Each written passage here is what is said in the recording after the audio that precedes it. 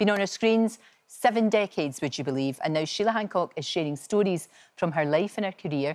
It's going to be an unmissable event. It's a one-off, very special night. She joins me now. It's so good to see you. Thank you. You look incredible, as you always do. This is happening in Dulwich in November, isn't it, for something really, really special? Yes, it's to raise money for St Christopher's Hospice, because the hospices are having a lot of trouble at the moment.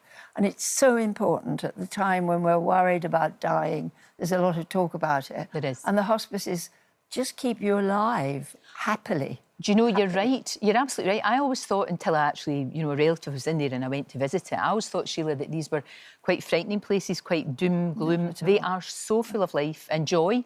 And more, it's going into people's homes and helping them cope. That's what we do at St Christopher's. The nurses go, teach people how to do injections, get in proper beds, if you choose to nurse at home. Sure. Which lots of people would really love to, of course, if they knew how to do it. Yeah, and surrounded by your family and your final days, you know, making it as... But they're dependent. Most of the hospices are dependent on charity. See, I don't think people realise that. No. I know a lot of people do, but I think a lot of people just assume it's almost like part of the NHS or it's provided by the government or whatever. But they've got to... And it's millions that they have to raise. I mean, if the sort of care that they provide is so excellent, it costs money. It does, it does. And the NHS contributes some, but nothing near enough. Nothing near what's actually needed, which is why you want to do this evening. I don't think an evening is going to do you justice, though, when you think back to all the things that have happened to you. Well, I don't know. Some of them I can't talk about, though, darling. No, I'm sure. But there's lots that you can, going right back to the start of your career, because you were a real trailblazer. Because back then at RADA, there weren't people from your background. There weren't people that spoke like you, that were from a working class background. It was before that had all kind of... It was acceptable, if you like. That's right. That's right, it was. I mean, I got scholarships. I was very lucky when I was young. I got a scholarship to grammar school, because you couldn't even go to grammar school in those days. And then I got a scholarship to go to RADA. But it was only me and that. I remember the other person was Shani Wallace, who was also from a sort of Cockney background. And we were terribly out of our depth. I spent 2 years learning to speak like this, which is received pronunciation, because I had a Cockney accent. Over toast, I had to have this thing to open up my vowels. I remember there was one whole lesson where they were all laughing at me, all these upper-class people that could afford to go to RADA in those days. And the word door came up. I still can't say it. And I said, door. Open the door. Yeah. And they were saying, no, it's door. Can you say it?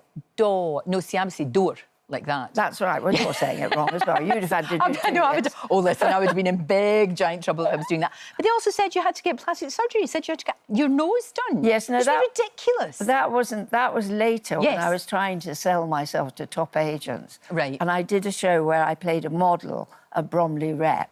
Right. And I obviously were made up and looked gorgeous. And a spotter asked me to go into his office. And I went into this John Redway's office, and he sat me under a lamp. And he said, well, the first thing we'll have to do is some surgery. Oh, my God. But, I mean, in those days, you had to be beautiful. And I just wasn't. And you couldn't be tall. I spent my whole time crouching next to leading men. You couldn't be taller than your leading man. Thank God. All that is out. No, it has. And I think you are beautiful. I mean, you still are. You know, that's the thing. You've got... It's astonishing, the age that you are and the way that you look and the way that you're as sharp as anything. Well, I'm not as sharp as I was. I couldn't do just a minute now. I occasionally grope for... I had to write down where I'm doing my thing, Dulwich College. I should remember that, because that's where the ghastly Farage went to school, wasn't it? Yes. This gentleman, the man of the people, went to this public school. But I won't hit them, because they're being very generous and letting us have a room for our lovely hijinks that we're going to have. I have to write my name down, so I wouldn't worry about it. I think it's astonishing. It's absolutely brilliant. You did say, though, being a grandmother is actually easier than being a parent. And having just had a little granddaughter, I know exactly what you mean. Yes, how old is your granddaughter? She is a month. Oh, well, so she's teeny tiny, beanie weenie. You come into your own when they get older. I can't wait. Because they talk to you about things that they don't talk to their parents about. Right. I mean, I have a pact with all my I've got 3 grandchildren, and they all know that nothing they say to me ever goes back to their parents. Very good. And hopefully what I say to them doesn't either. Although it does a bit politically, I must say. I've angered some of them. But but it's a terrific relationship, grandchildren, I think, if you're lucky. Your relationship with your daughters can be dodgy. Have you got sisters? No, I haven't. I mean, I've got a very, very good friend I feel she's my sister. Yes, well, friends are so important. Yeah. When you get older, friends are so important. I think, honestly, they're almost more important than family. Yeah. Except that they keep dying. When you get to my age, well, they keep dropping off. This is it, which is very inconsiderate, frankly. I know. Not just, obviously, you're talking about your time as an actor. You'll be talking about you're an author as well. You wrote such a brilliant book about your marriage to John Thaw, and then you wrote this great book called Just Me, when it was just you on your own. Yeah. It was so honest, Sheila. I remember at the time reading it and thinking, this is brilliant, because this is going to help so many people. Because you said the sort of unspeakable things that nobody was really talking about. I think, the two of us, I believe, is used for bereavement counselling. I'm not surprised. And it wasn't my intention, but I felt very raw about John's death and being on my own and all that. And my first husband had died as well.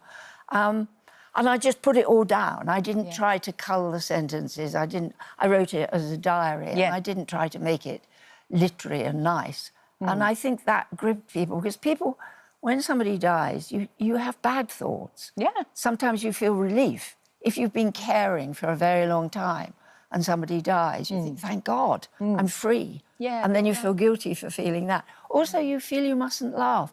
I'd tell a story which is absolutely true. When my first husband was dying, he had a really bad death. And a gay friend of mine sat with me by his bedside. And it was terrible. It was a real ordeal. And then he died. And I was told that I had to go to the registry of births, deaths and marriages to register his death in person. So I felt absolutely exhausted, but my friend went with me and we sat in this waiting room, registry of births, deaths and marriages, feeling like hell. And out came a man in a suit and he went, "Oh, are you the happy couple?" Well, we just fell on the floor with laughter. You would? Absolutely. You absolutely would. Oh, no, I was just, no, my husband's died. I was shrieking with laughter. And I felt so guilty afterwards, but it's forgivable. Yeah. You are allowed to laugh. Of course. At the worst times in your life. And you must do. No, thank you for those books. But my friend said, no, you're wrong on every count. No, I think you're quite right. Sheila, we can't do you justice here, but honestly, I hope the night goes really well. It's for brilliant, brilliant cause. And you are, gosh, I hope I'm like you when I grow up. Oh, that's my hope. No, you don't know the full story. Oh, no, it's okay. It's okay.